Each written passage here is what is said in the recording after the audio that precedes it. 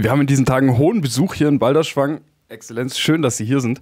Vielen Dank, dass Sie die weite Reise auf sich genommen haben. In Europa hören wir viel über die Lage in Afrika, aber was erleben Sie und die Menschen vor Ort wirklich? Voilà, l'Afrique, c'est un continent, c'est très grand. Il y a beaucoup d'Afrique, beaucoup de réalités. Moi, j'habite dans un pays qui s'appelle la République centrafricaine, que c'est dans les dernières ou l'avant-dernière poste dans le développement mondial. Et voilà, l'Afrique, c'est un continent plein de vie. C'est un continent d'une population très jeune. Dans mon pays, les 60% de la population a moins de 20 ans. L'Afrique, c'est le continent, disons, de l'humanité. Les origines de l'humanité sont là. Et c'est un continent riche, énormément riche. C'est beaucoup de cultures, beaucoup de langues, beaucoup de traditions. Mais l'Afrique, c'est un continent où la mort guette tout le temps. L'Afrique ne compte pas dans les concours mondiaux économiques. Beaucoup de nos guerres sont des guerres exportées de l'Occident. Nos recours minéraux sont exploités d'une façon catastrophique. Dans ma population, l'espérance de vie c'est de 50 ans. Il y a des moments où la population infantile, c'est les 20% de morts. Et voilà, et c'est pour cela que l'Afrique crie que veut vivre. Et au nom de l'Afrique, l'Afrique dit, ça suffit, nous voulons vivre, nous voulons être des enfants de Dieu. Et c'est au nom de l'Évangile, au nom de cette Afrique que nous aimons, et que nous sommes en train de porter l'Évangile dans des situations très difficiles. Parce que l'Afrique est surtout vie, c'est la vie de Dieu. Même si la vie de Dieu est massacrée, la vie de Dieu elle est cachée, la vie de Dieu surge une fois et une autre fois. Sie haben gesagt, Afrika schreit nach Leben und die Kirche ist ein wichtiger Punkt, der da Halt geben kann. Können Sie uns vielleicht eine Geschichte erzählen, die zeigt, wie der Glaube den Menschen bei diesen Herausforderungen hilft? Voilà, comme je dis, l'église de l'Afrique, c'est une église pleine de vie, une église jeune. Nos églises, nos communautés sont pleines de jeunes, pleines de couleurs, pleines de mouvements, pleines de participation. On dit que nous, les Européens, nous prions Dieu avec la tête et avec le cœur. L'Africain sent à Dieu dans les bouts des pieds. Il faut prier, l'Africain prie Dieu avec tout son corps. Et c'est pour cela qu'on danse la joie, on danse la souffrance, on danse la prière. On ne prie pas Dieu seulement avec les genoux ou avec les bras, c'est avec tout le corps. Le peuple africain, c'est complètement religieux. Tous les événements ont une interprétation de Dieu. Tout vient de Dieu. Et c'est pour cela que toute la vie est remplie de Dieu, si Dieu le veut. Mais ce qui m'émerveille plus de l'Afrique, c'est qu'au milieu de la souffrance, l'Africain rend grâce à Dieu. Il est toujours reconnaissant envers Dieu. Et la prière de l'Africain, c'est une prière de beaucoup d'actions de grâce et beaucoup de louanges à Dieu.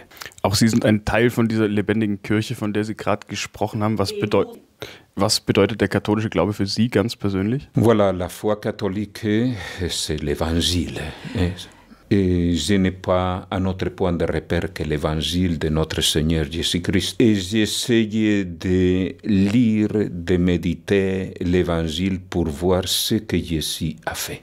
Et je vois que Jésus a été la joie de Dieu au milieu du peuple. Jésus a pris toute l'humanité, et c'est cela que nous essayons de faire.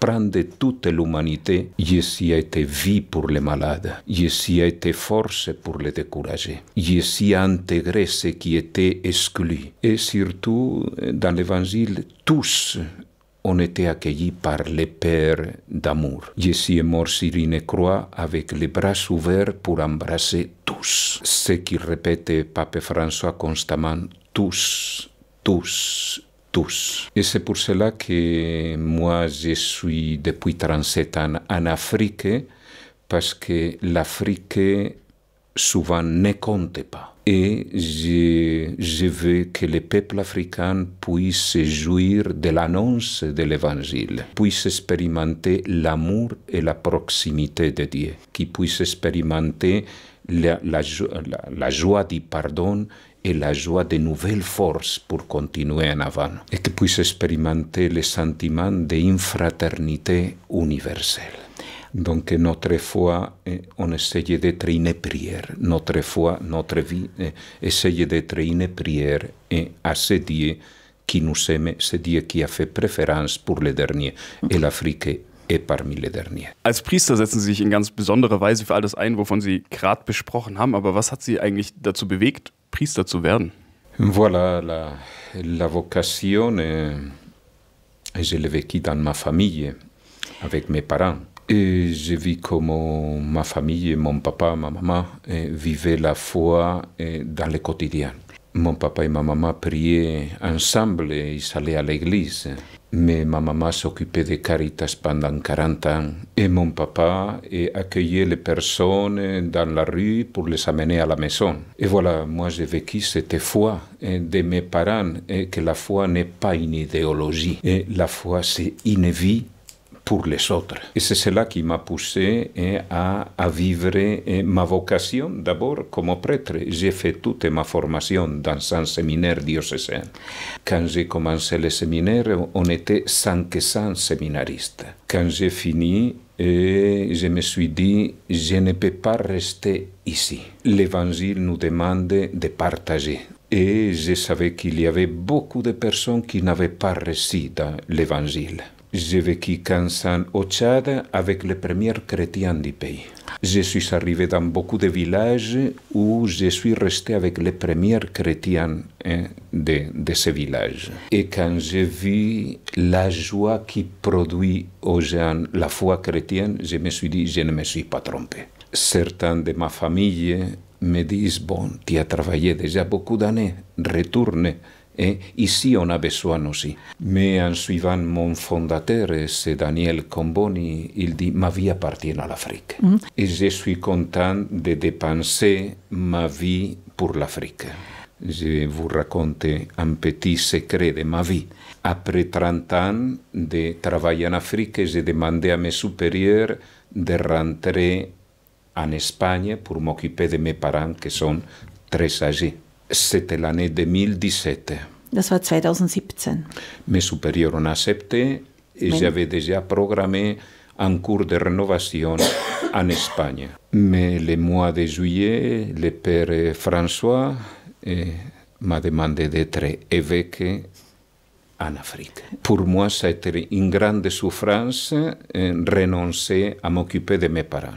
J'ai accepté et avec un renoncement, mes parents n'ont pas compris pourquoi. Mon papa est décédé le 10 décembre dernier et je n'ai pas pu venir à l'enterrement parce que je n'avais pas d'avion. Et ma maman, elle continue, mais elle ne me reconnaît pas. Mais je dis, c'est la joie et la souffrance d'une vie donnée à l'Afrique. Et je rends grâce à Dieu par cette vocation qu'il m'a donnée. Ce n'est pas de mon mérite, c'est un cadeau. Et je ne la change pour rien. Notre fondateur disait, si j'aurais 1000 vies, 1000, je les donnerai pour l'Afrique. J'ai fait mien ces paroles. Ich habe noch eine allerletzte Frage. Wenn Sie jetzt so viel in Afrika sind, dann hören Sie ja sicher auch Radio Maria. Und mich würde interessieren, in welcher Sprache? Et là, à Bangui, il y a Radio Maria et il parlait en français et en sango. Mais même quand je suis en Espagne, j'ai beaucoup, 3-4 amis qui sont volontaires de Radio Maria. Donc, mais les gens là-bas en Afrique, c'est dans la langue, les deux langues du pays, que c'est sango et français. Danke für Ihre Zeit. Merci pour votre temps. Singular.